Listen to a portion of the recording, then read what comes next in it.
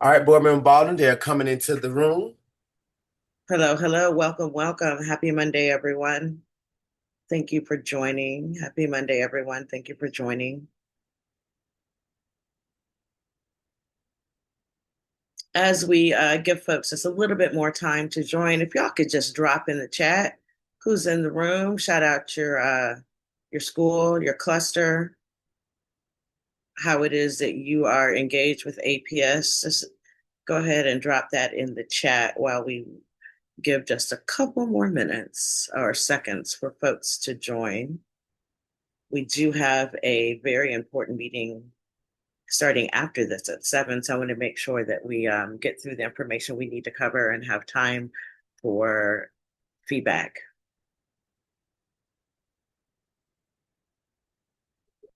Okay, everybody's being shy. I see everyone's being shy. Don't be shy. Drop in the chat who you are, what school you're representing. Otherwise, it'll just be a conversation with myself and the board office and administration. We can do that too. Hey, okay. Booker T. Washington, class of 88. All right. APS proud. All right, all right. Anybody else in the room? This will also help guide what we cover. Special education teacher at Sarah Smith. Welcome, welcome, welcome, welcome. Ooh, yes, engage in aviation for students. That sounds great, Mr. Smith. Okay, Miss Weston, I see you. I see you. APS advocate for all. Hopefully, we can cover all the points that you need covered, Miss Huntley. We will certainly be focused on District 2. I know that you are, like you said, an advocate for all. Okay, Keisha Lee, alumni South of Atlanta, senior at Kennesaw State. Welcome. Okay, I see Sutton in North Atlanta is in the house. Okay. All right. So saw a couple. Okay. And Magnus Jones in the house. Welcome, Miss Krista Verdalati. I hope I said it right. You can correct me later. Parent at MAJ. That's M. Agnes Jones. M. Agnes Jones in the house. Okay. So welcome everyone to District 2 meeting. We're going to go over some quick highlights of the year so far, and then we'll move into a space where I'm guessing everyone is waiting to talk about, which is facilities. So welcome to the District 2 board meeting. I do ask that when we get actually, I'm going to share that the points that I'm going to focus on are going to be very focused on District 2. I welcome anyone who is in the meeting. You are most certainly welcome to be here, but we will be focused on District 2 highlights and District 2 scenarios. And then feedback, I definitely want to make sure that we give our District 2 parents and families an opportunity to speak up, and then we'll move into the other schools and areas that are represented. I do want to mention that we are going to move very efficiently through this meeting because there is a facilities conversation that is happening today at 7 o'clock. We'll get into how you guys can go to that meeting later, so you can jump from here to there. And that meeting is a Washington and Midtown combo meeting. So day one highlights. 26 schools were visited across 9 clusters, and that includes the bus depot bright and early in the morning. We only had 3 teacher vacancies. We started the year with 20 new principals and 0 bus driver vacancies. And I believe this is the first time in many years that this has been done. And then we were 100% ready on day one. Keith, we can slide to the next slide. Milestone data, there are some highlights here to show that all APS students in grades 3 through 8 produce gains in all 4 content areas. So ELA, math, science, and social studies. And you can see that the ELA was, I might say flat, but it did go up 0.5 percentage points. Math went up 3.4 percentage points. We see science a jump at 5.9, and social studies fairly flat. In ELA, I want to point out that we did have the second most gain of the metro districts. Some districts actually saw some losses. And then in math, we did see some very strong gains in eighth grade math, which was at 7.2 percentage points. So we are moving forward. I also want to highlight that specifically I want to give Hollis Innovation Academy a shout out, and they saw a surge in third grade reading. So, talking about reading only on grade level, they went from 29% in 2023-24 to 57.4% in 24-25. That's pretty awesome. I'm going to give that a hand clap in terms of the growth. And then when you look at ELA as a whole, so that includes not just reading, but all the other things, comprehension and all the other things involved in ELA, we saw a rise from Hollis from 6% to 18.5. So I just want to shout out the great work that is happening at Hollis Innovation. And a lot of that credit has been going towards literacy coaches. I also want to shout out Ebony Fulgram, and just what we saw in terms of beating the odds at Hollis. So shout out to them. We can move on to the next slide. If you are curious about what's happening right now, athletics wise, there's a lot going on. So we are in season for multiple sports. So it's volleyball season. You can see what's happening with Washington and Douglas clusters. Again, this is a D2 meeting, so we're going to be focused specifically on those schools. So you can catch a volleyball game tomorrow, Thursday. We also have varsity softball and middle school softball happening right now. So check out a game on any of those fields. And then, of course, everybody knows Friday Night Lights, it is also football season. So you can scan that QR code for upcoming APS athletic events. And much appreciation to Keith Glass for putting this together. Oh, the QR link is expired. Oh, no. So we're going to have to take a picture of this slide, and thank you, Ms. Krista, for pointing that out. We will work on that. Next slide. So district updates, a lot going on. So APS continues, and the Atlanta Board of Education continues to make historic investment in our teachers and staff. So I don't know if you guys remember last year. Okay, she did take a photo. Last year, we did give our teachers an 11% salary increase. And so this year, we were able to invest in our custodians, our bus drivers, and our paraprofessionals and give them a 10% raise. So that's awesome. One thing I want to point out, and I'm not going to assume that everybody knows this, so I'm just going to say it, but going to school is important. You, as we heard in our school board meeting, we need cheeks and seats, right? Folks have to be in class to learn. And absenteeism is something that we are focusing on this year. And chronic absenteeism, more specifically, what does that mean? Like, to be chronically absent. So if you miss 10% or more of school days, and you are considered chronically absent. So we have 180 school days in the school year. If you miss 18 days, you're considered chronically absent. The way that breaks down on a monthly basis is if you're missing 2 days per month. And by missing those days in school, you're missing valuable instruction. And so we are stressing to our community of believers, our parents, and our community that we get our kids to school, we get them to school on time, that we take every day serious. Want to point out that we have a program, Talk It Out. It's a mental health resource. We did have it last year, just kind of tried it out a little bit. This year, we're going to be doing more, I guess, marketing, if you will, around it to let folks know that it is a mental health support, it is anonymous, and it's a space that you could reach out and talk through problems. And now, the moment that everyone is probably all waiting for, APS Forward 24. So our comprehensive facilities planning. We are in the process of going through a comprehensive facilities plan. At 7:00, so immediately after this meeting, there is another facilities meeting. It is virtual, and it's the Washington and Midtown clusters. And I ask that everyone who speaks up and says something to me this evening that you also speak up and say something in those meetings with administration. Okay. Administration is taking all of this information and they're looking at the scenarios, looking at the other things that have been presented, and they're going to take all that into consideration for when they make a recommendation to the board. So this survey, which Keith is going to drop in the chat, the link to the survey, it is imperative. It's imperative that you not only tell me how you feel, but it is imperative that you put that down on the survey so that it is documented.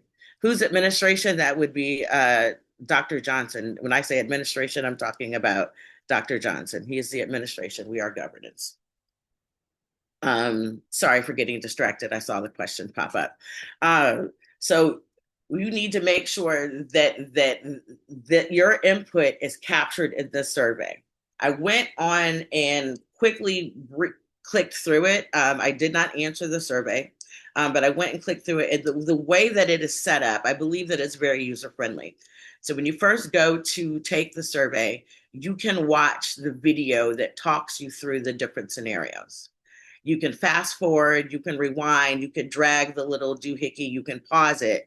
So if you only want to listen to certain scenarios, you can fast forward or rewind to those, right? And listen. If you want to listen to the whole thing, you can listen through that. And then as you go through the survey, it's going to ask, what is your relationship to the administration? And then it's going to ask you for your input on the different scenarios.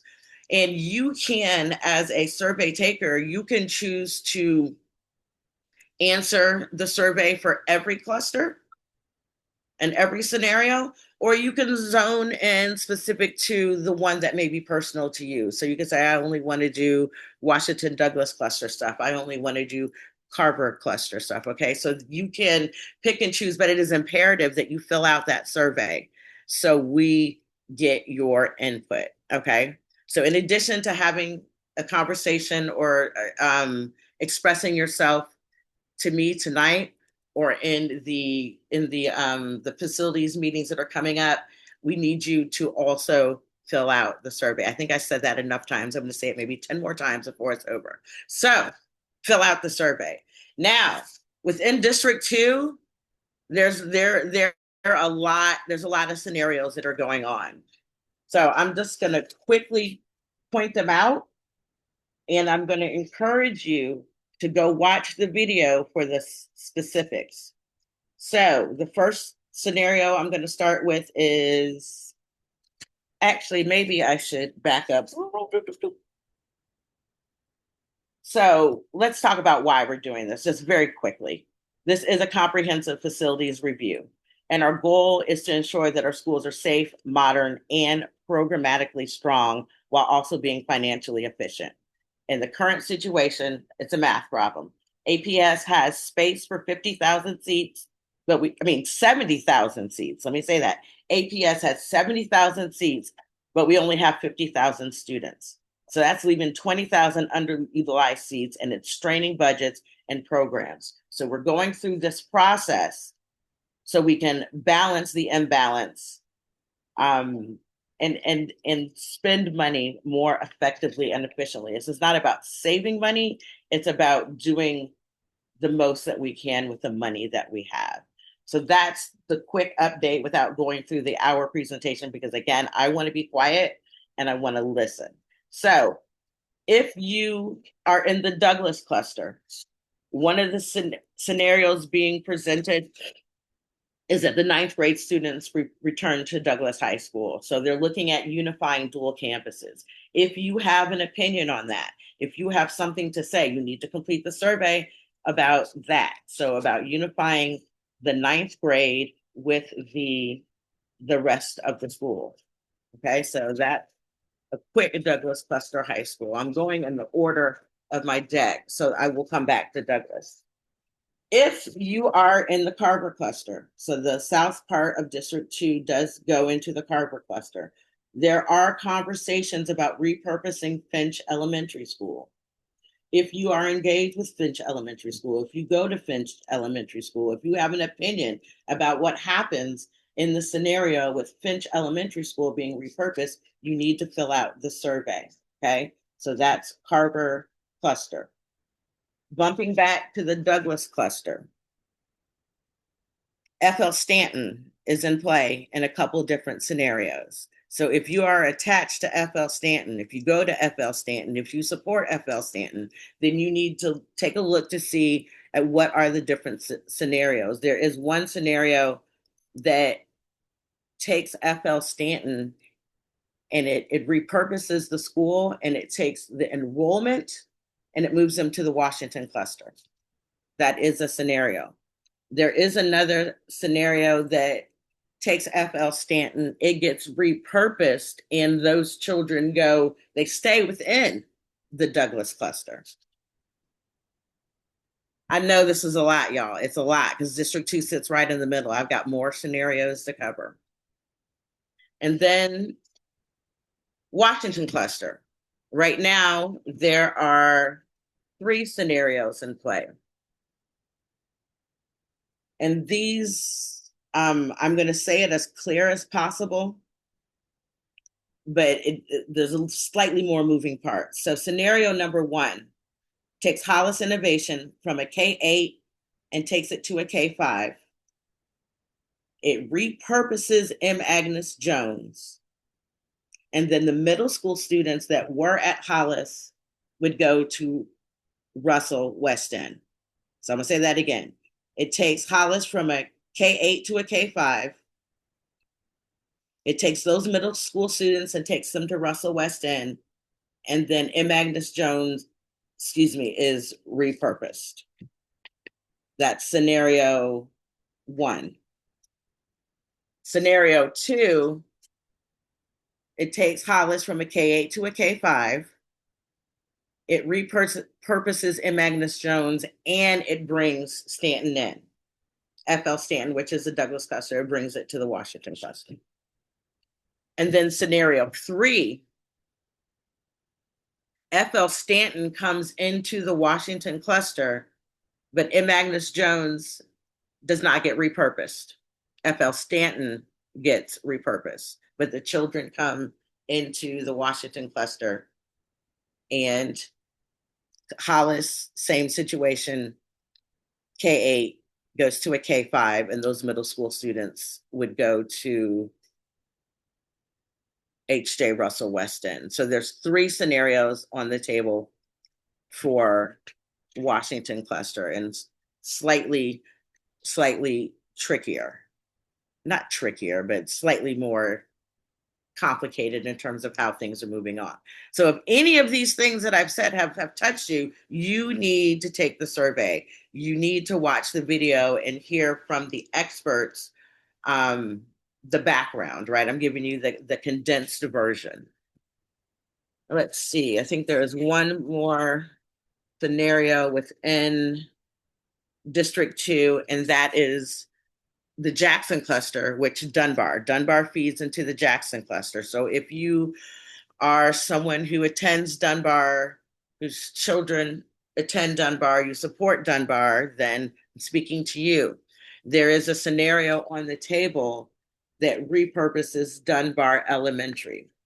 It is one of 2 scenarios. The other scenario would repurpose BAMO and not Dunbar. So the survey is asking you for your opinion, like which is your preference of the scenarios. And if you have a scenario that has not been offered up, but you think helps to solve the problem after watching the videos, and offer those scenarios up. Okay? When you're giving feedback in the meetings, make sure that you're giving feedback in terms of, I would say on the positive side, in terms of what makes this space, this place special, that we may not know, that we need to know. So I think that I have given you the quick update. Again, there is a meeting for you to give verbal feedback tonight at 7:00 that you can jump on after this. Your written feedback can go in the survey, and you can also send an email or contact us through Let's Talk. You can call me as well, but it's best that it's documented in writing, right? So that it's documented either via email, that is definitely documented in the survey, or that is documented in Let's Talk, right? We need we need your voices documented. It's not a threat to send an email. It's a good thing. It's not a threat to fill out the survey. It's a good thing. We need your voices. So now we're going to go to questions. Keith, I'm going to ask that you focus on the District 2 voices first, based on how and then we'll move on to any other outside areas that may have questions. And I will do my best between myself, and I believe we do have some folks from admin on that could jump in if it's outside of my area of expertise. So if we can start with Krista. Yep. Sounds great. And so just as Krista and Waukesha have done, if you do have any questions, concern, please raise your hand and we'll take your questions as they come up. And so we'll start with Krista and then move over to Waukesha. Good evening, Krista. There, she's going to have to take you off mute. So Keith, if you could take her off mute. There we go. Thank you. There we go. Thank you for having this impromptu meeting.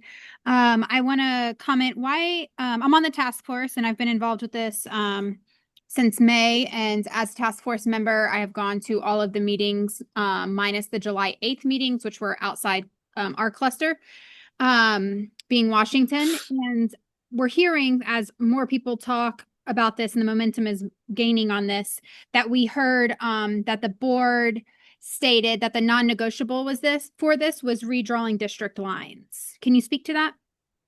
I would have to get back to you on if that is a non-negotiable. I don't think that is an area where they're going. If that is something that you recommend happening, then I would say offer it up. But I do not think that is a focus. I will have to check my notes on that. I cannot commit to telling you the non-negotiable. So can you give me the grace of checking on that and getting back to you? Yeah, that's fine. I'm just saying, like, from HPM side, they've stated that, and that's what I'm trying to figure out what you just are referring to as admin, because you just said admin's on the call and I don't see Dr. Johnson on the call. So Travis is on the call. He's a part of the administration team. That's what then I think Carolyn Burnett is on the call. She's a part of the administration team. Keisha Copeland is also on the call. And remember that there is a facilities call in 30 minutes. Mm-hmm. So my guess is they are preparing for that. Yes. So we heard that these non-negotiables came from the board, not admin. So the 8 sitting seats. And then at the same time, we have to talk about redistricting. It's constantly, every time we're having these facilities conversations for as long as I've been at the table, which isn't long. Back in 22, when we had this conversation, it's all about protecting certain people and other people's feelings. And we have to remember that district lines are not personal property.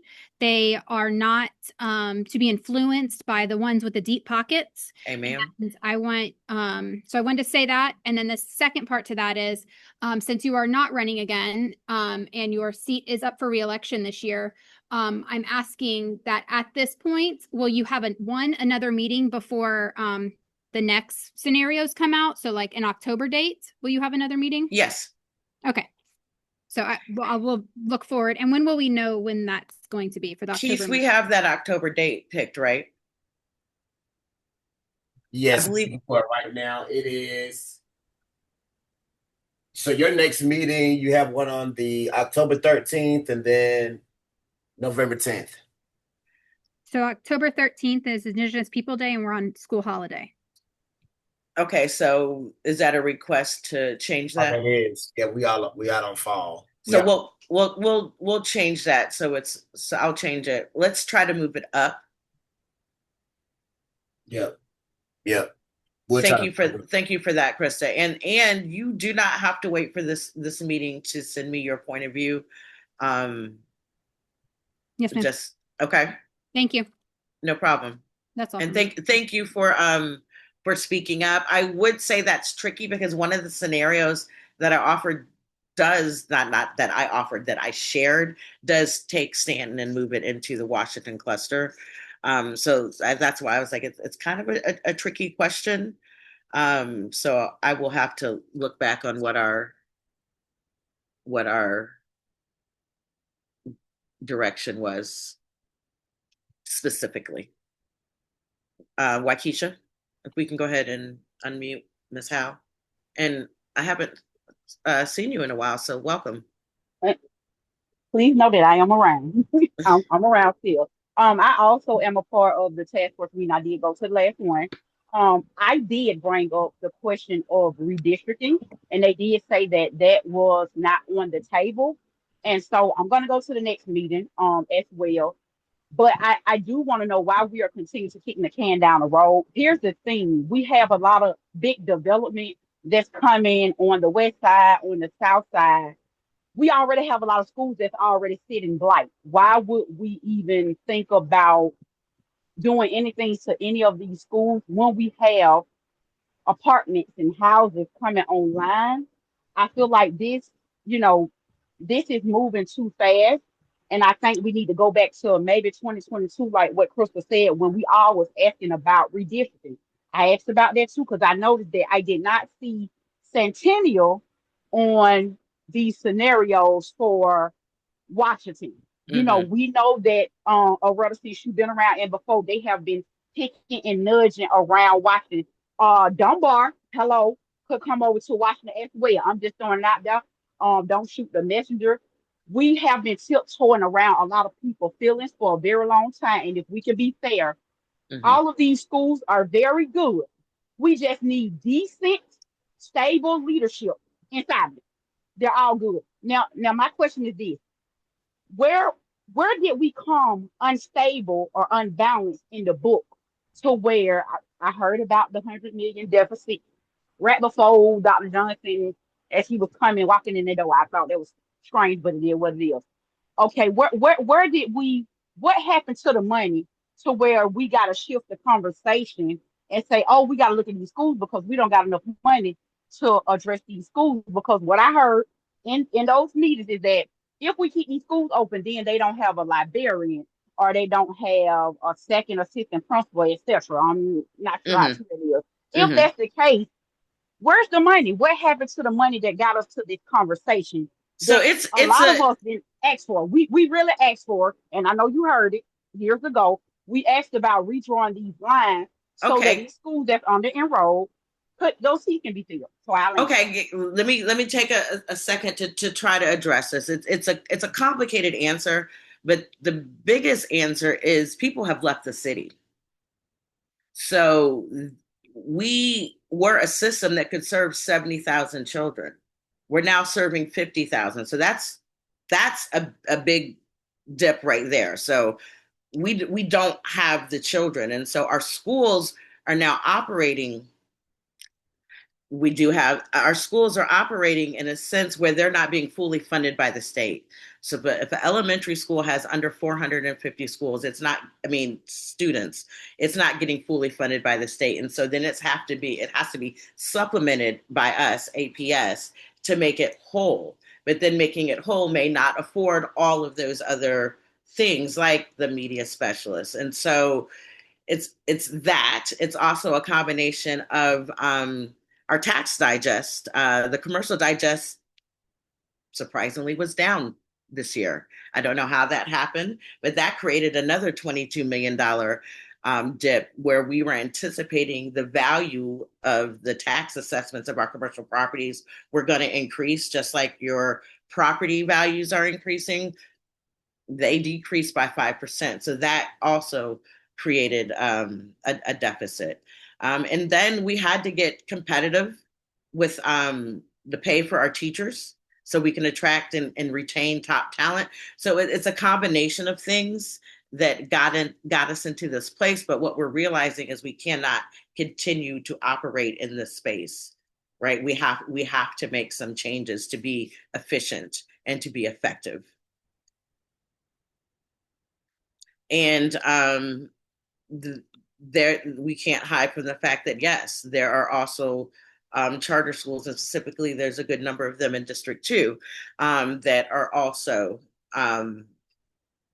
pulling from the enrollment of any one particular school. So if you think about a pie, when you cut up the pie, the more pieces you cut up, the less each person gets.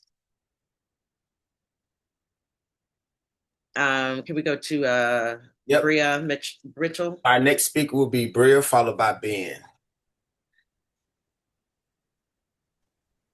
Okay, so one of the things that I want to speak about is I saw the salary increases, and I think that was great. But one of the things that came to my attention this year is that you guys have decided to go away with the high needs stipend. And a lot of special education teachers and parents as well did not know that that was one of the things that was voted on. But upon speaking to compensation today, they said that was something that was voted on. So I just want to know, like, how was this decided and how was it funded in previous years to where now it's not able to be funded? Well, that 11% increase was a big tap. So the majority of our expenses are salaries, and so when we did that increase, that took a lot of the money away, and it was recommended by the finance department that we do that, and that it would be offset by the salary increases. So if I receive that, do you have a recommendation? Are you asking for it to come back? Are you just Yes, I was trying to see what could be done for it to come back. I know I spoke with some other special education teachers, and we were wondering, like, if we were able to create a petition, would that be enough to see if they could probably consider it? Because, with Atlanta Public School being at 12% with the special education, and that's close to 13% with the state lines, that's one of the main reasons that a lot of people join APS is because the high needs stipend. Like, originally I taught in Cobb County, but what made me come to APS was the hiring incentive, and then we also got the high needs stipend. I'm hearing from a lot of other special educators that who were in previous fields, like, oh, well, if they're going away with this, maybe I should go back and do ESOL, or maybe I should go back and do so in order to make sure people stay, like, what can be done to try to get this high need stipend back? That way teachers are staying. So what I'm going to do is I'm going to ask the question in terms of how much would this cost, right? To get an idea of what does this request look like, and right. and with that'll make it. Then the next step would then be advocating for it. So I will make that ask in terms of what does it look like to bring that back, and where do we need to be financially in order to make that? And I can even ask, are we seeing any drop-offs in that space in terms of have we seen people leave? Because we've taken that away in terms of what were the effects. It definitely was something that we asked about, and we're concerned, and we were hoping that the 11% would offset that, because unlike a stipend, that 11% that goes to your base, and then so then next year your base is higher, and then that 11% is more. Stipend, it's a flat amount, right? So I'll just have to do some digging. If you follow up with me, that would be appreciated. Please make the point of, like, special education teachers are on the same salary as general ed teachers, but we have a larger workload, like diapers, we're part of the caseload, we're managing and things like that. So I feel like the high needs stipend compensated for that because of the more work that we're doing throughout the day. So, yeah. Okay. I will certainly ask the question. Okay, thank you so much. Yes, thank you for your feedback. All right. All right, thank you, Bria. Our next speaker will be Ben, followed by Chris. Good evening, Ben. Hello. Hope you can hear me. I can. We can't see you, though, but we can hear you. I'll fiddle with the buttons as I talk. There you go. Nice to see you. I saw the facilities plans with all the different scenarios, and I heard that these scenarios were making our district or whole APS more efficient, but I never saw any measure of how more efficient they were making us. So I looked into the budget, and I see that rule of thumb is that we spend about 5% of the APS budget on facilities.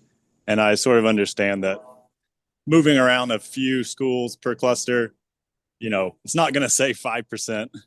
And, I wonder how much it will save. And my attitude is that it's more or less traumatic for students to like lose a school, for communities to lose schools. And so I think it might be necessary, but there should be like a very good justification for that. So are those numbers that are shared with people not publicly? Mm-hmm. So what you looked at is just one piece of what it costs to run a building. So you also have to think about the staff that goes inside of that building and other costs. So I will ask administration to put some numbers to this, but really what it comes down to is when you have a school that has under 200 kids in the school, it's not fully funded by the state. And so you're only looking at maybe the cost to upkeep the building. You're not thinking about the cost to staff the building, the cost for programming. And so that's where the efficiencies come in. For example, if you only have a small number of kids, you need a certain number of kids interested in something to have a teacher for it. So it may be harder to do certain specials or certain programming. It may be harder to fill a band, right?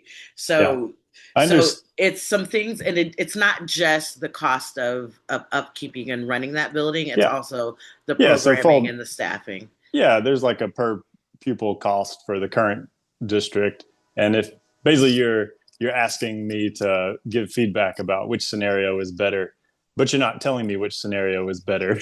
You're just saying they're different, but you're not even. I think some of these scenarios, I'm sure, will be more expensive. So I would like to vote. I would like to give my opinion, knowing that it's going to save money, or how much will it save? So what my pushback on that is, I get it that there's a dollar amount, but there's other things that we need from the community that isn't a dollar amount that might need to be communicated. For example, at M. Agnes Jones, there's a strong relationship with Spelman and Morehouse, and the students can walk there and tutor and help. And so that's something unique about that building that may need to be shared or that happens within there. I'm more thinking about from your point of view, like as the public, of course, I want my school to stay. I want all our schools to stay, unless they're like a significant drain on everyone else and there's like just a better way. But as a voting person, you want to know that you're making the right decision for the whole district. And if you're not given more information than me, then I would say, like, there's no way that you would in good conscience vote to close one of these schools when you don't even know that it's actually going to improve anything. So we are going through phases, right? So this is the first phase of scenario. So these are pathways. These are things that could happen. So now is the time to get the input and the feedback. So then they can make a recommendation in terms of, this is what we think is going to be best and why. And then there will be engagement around that. And then a recommendation will come to the board. So the recommendation won't come to the board until November. Okay. But specific options in terms of where they may be leaning will come, I believe, is going to be in October. And there will be community feedback around that. So there is more information to come. I will share that understanding the efficiencies and how the efficiencies play out would be appreciated. Yeah. And I'm sure I speak for all of us that none of us want our local school closed. They're like wonderful wonderful community resources. They're like doing the things that they already did. The facilities plan says, oh, we'll close a school, we'll open a community facility. No, our schools are the community facilities. MAJ has a parent liaison office. I can go and make copies. I can go and print. I can go and use the computer. I can go and pick up food. If the school closes, that's then not what? Serving me. Then what? Right. You're going to open it and you're going to close it and make it a community facility? No, it already is those things. So I should let someone else speak. So I received that input, and you make sure that with what you know right now that you're sharing your point of view in that survey. Okay. Thank you. Thank you. All right, thank you, Ben. And Board Member Bott, I did want to just mention before we go to our other speakers that Board Member Pace was on the call as well, and so just want Oh, to hey, talk board member Pace. about. So we'll go Chris, and then we're gonna take Cindy, and then Krista. If we do have time, we'll circle back to get your question. The time is 6:41, and so we just want to make sure we give everyone at least one time to speak. And we also want to make sure that you guys jump on that facilities call with the Washington and Midtown families, because I want to make sure that the Washington voices are represented and not drowned out. I mean, selfishly, I want to make sure that our voices are heard. And so I want to make sure you're there. Okay. Hi, I'm Chris. I have a student at Jones, and my daughter will be going there for pre-K next year. I'm very excited about it. Um, I guess my first question is really just to better understand the process, the timeline, the decision making, and who kind of has ultimate say over this. Because it's like, for instance, okay, the survey, it's like Washington Cluster has these three scenarios. Is a scenario for Washington Cluster definitely going to happen? And it's just a matter of like which scenario, and there's like one for each set of scenarios has to be selected, and the board has to vote on one for each cluster, and then that kind of gets checked through. Or I guess, yeah, all of that kind of better understanding the process here. So my understanding is yes, something will happen, but it may not be exactly what you see on this paper, right? These are a starting point. And where we get to in November is going to be a combination of the data and community input.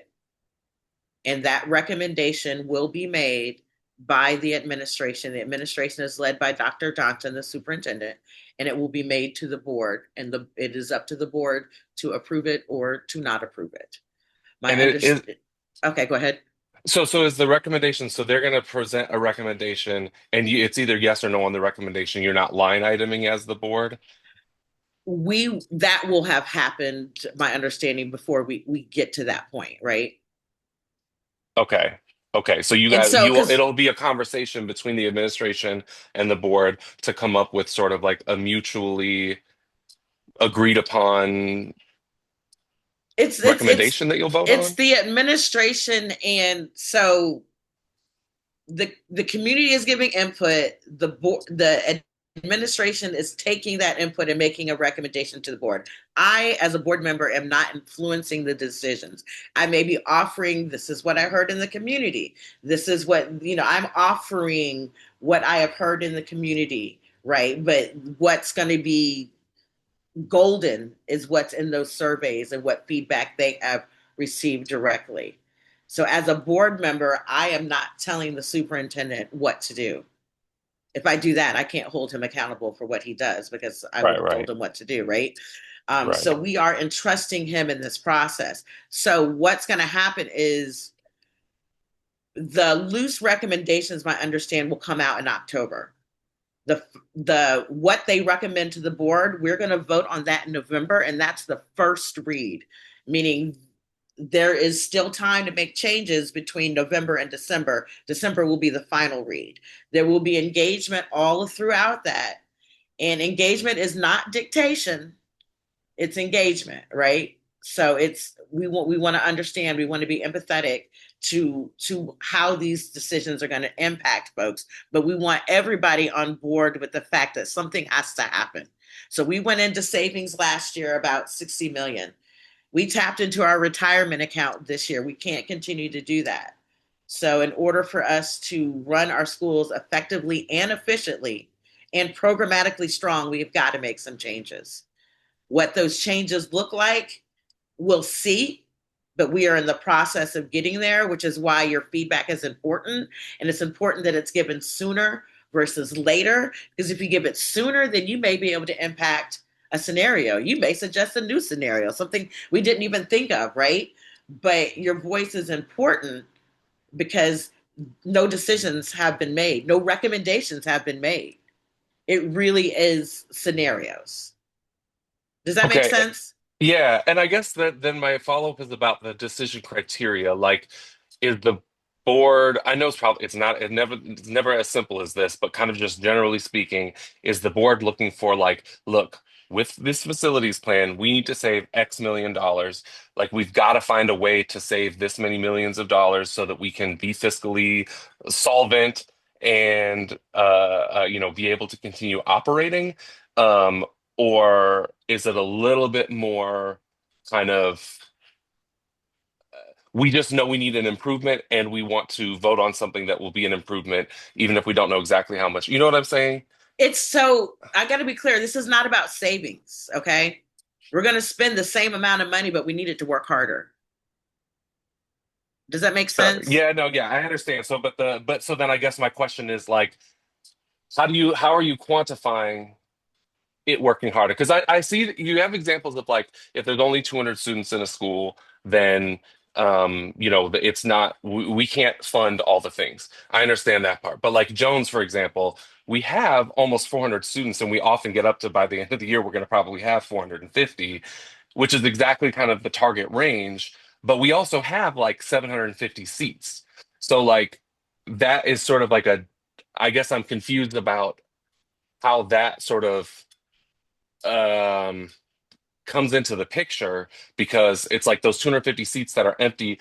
How much do they cost? Like, I guess I'm just trying to understand like how you as a board member and how you suspect other board members are going to be taking into consideration all the pieces. What are the things that you're going to be leaning on to understand, to decide this is a better way to spend our money than this?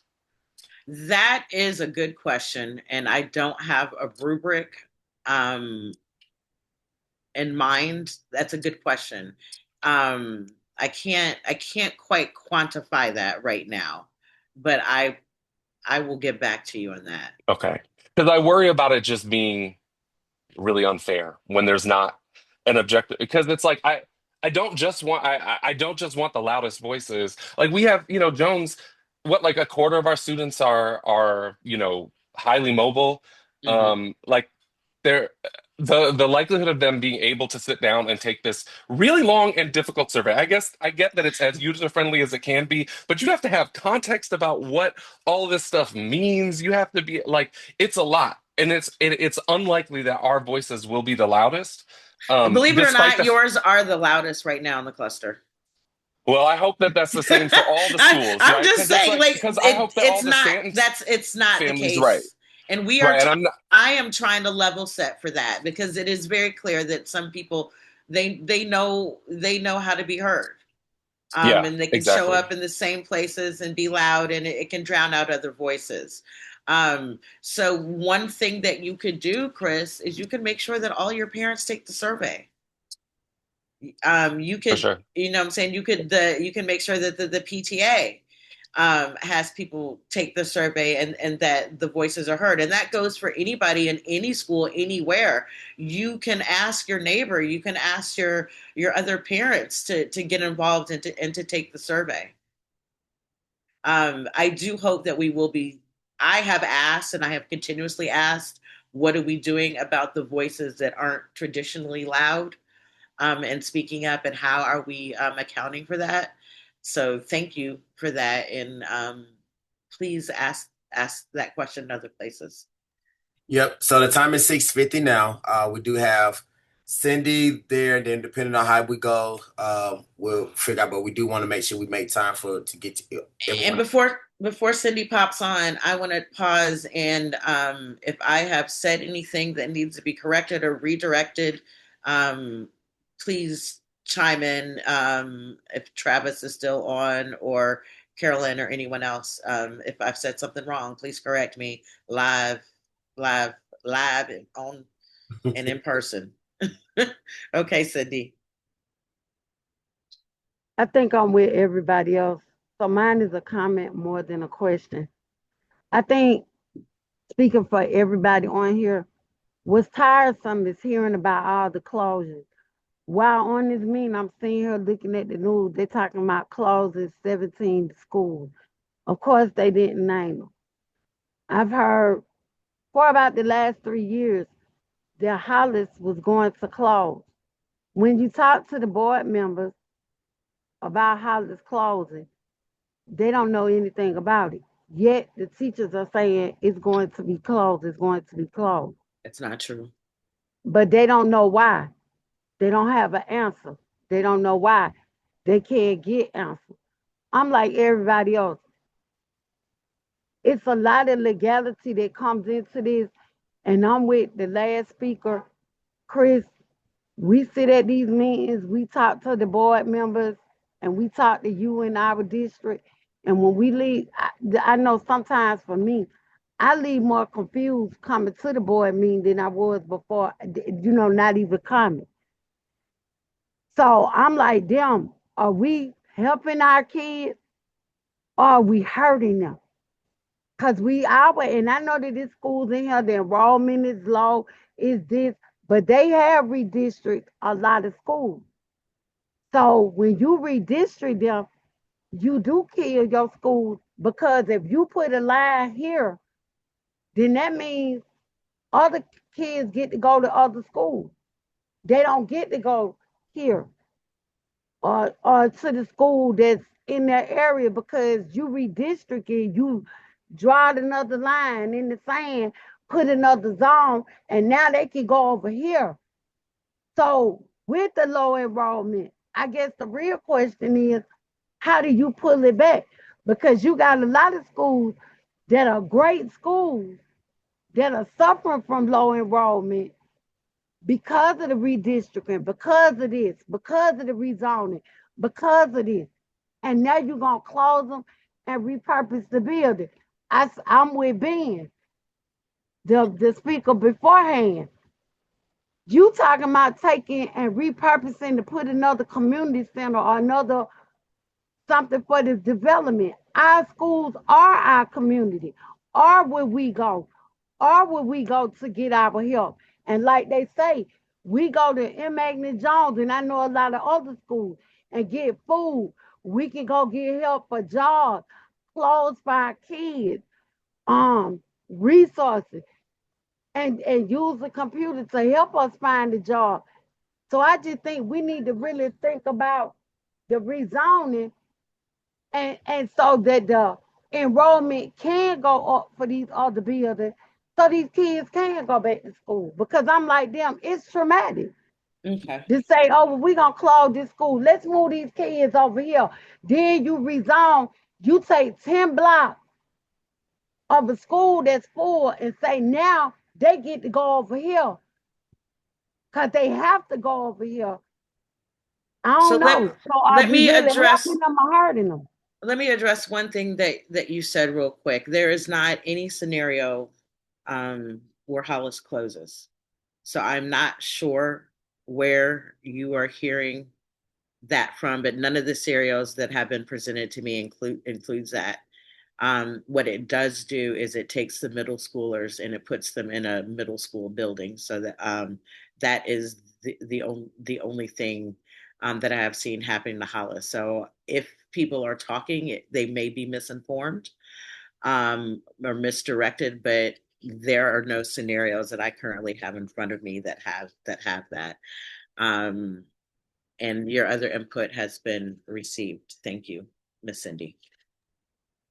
Let's go to Tangi. Yep, the time is 6:55. We're gonna go to Tangi and Krista. We may not be able to get to you because we want to again make sure people make it over to the 7 o'clock, but definitely feel free to use the Let's Talk or other means to reach out. Email me or call me.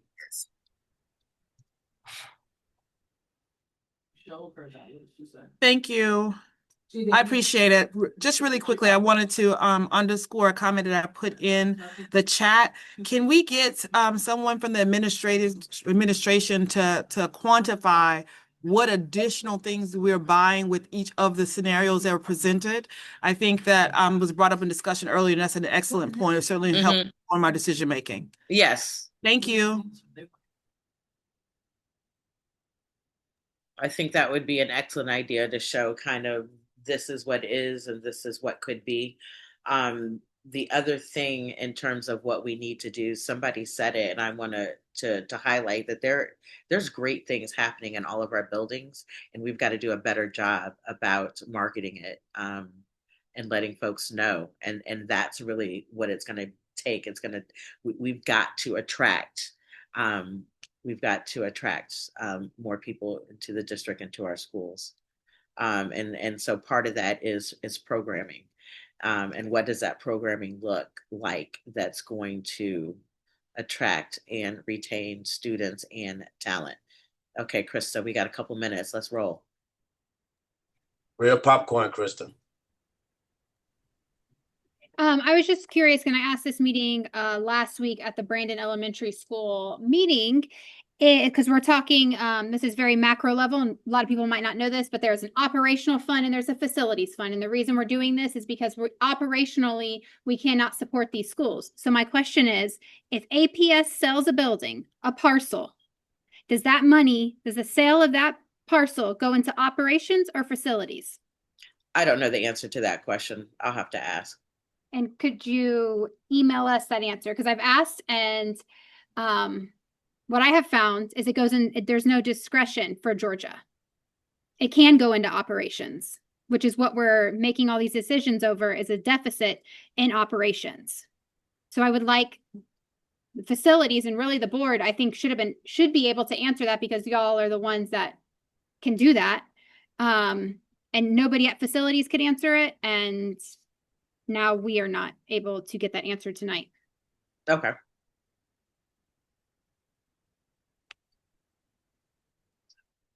All right. Bria, that's the type of stuff that you need to share in the survey and share in your feedback in terms of what could be some unintentional consequences of some of the scenarios, or in terms of why you choose one scenario over the other. Sorry, I just saw a question pop through in the chat. I haven't been able to keep up. But make sure you guys, if you've got time, I hope you do, you pop on. I'm about to pop on the other meeting and listen in on the Washington and Midtown meeting. Also, stay tuned. There will be more meetings. There will be more opportunities for feedback. Please complete the survey. Please ask those you know to complete the survey so that your voices are recorded. How do you access the survey? Keith, drop the link in there one more time so it's recent. And then there's also a page on Atlanta Public Schools website that has all the past presentations, all the information on there. And then if you have questions, please reach out, email, or call. Thank you guys for joining, and I look forward to seeing you later. All right. And right before we drop, I'm going to get the team to put the 7 o'clock meeting link back in the chat one last time. Mahogany, can you just drop that just for any last minute stakeholder? And thank you, Mahogany and team, for being here and helping out. You need the link to the 7 o'clock. All right. There's the link. We'll see you guys at the Washington and Midtown conversation. All right, toodles.